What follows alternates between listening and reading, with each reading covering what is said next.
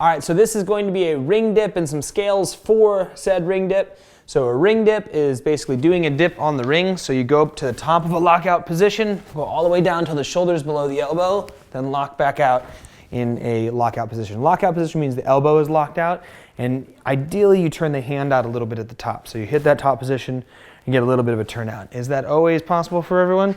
I think not. But at the same time, we fight for that lockout and that elbow more than anything else. The ways we can scale this back are putting our feet on the ground to help us wherever necessary. So what you saw there is I can jump up even from the very beginning. So I jump up to the top, and then I can lower down fast and put my feet on the ground, jump back up to the top, lower down fast.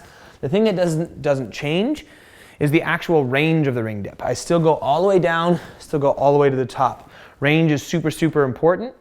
Make sure you do it. It's not something that we negotiate on. So you do the full range at whatever capacity you can. You can also do a banded ring dip. You see a band here. You can tie the band to one side, put the band on the other side, put your knee into it, same sort of deal. It helps you in that very bottom position. And then as you get to lockout, it doesn't help you as much because the band's not as stretched. The bigger the band you use, the easier that becomes. We can also do a jump to slow lower, where we're working the negative. So you jump up and then lower slowly down.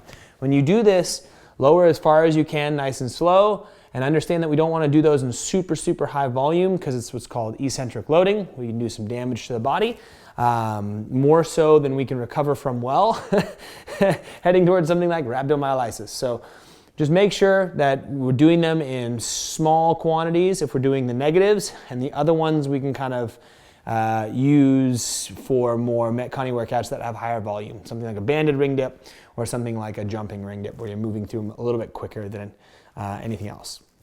That's our ring dip and our variations in scales. One thing to note, the rings want to pull away from your body. So as you're doing a ring dip, you want to pull them in towards your body, and that unstable lateral surface is one of their biggest benefits. It's going to cause you to stabilize a lot more aggressively than the bar dip would. So yes, dipping's cool, dipping's important, but the stability that you're building from not letting the rings escape you is fantastic. Enjoy.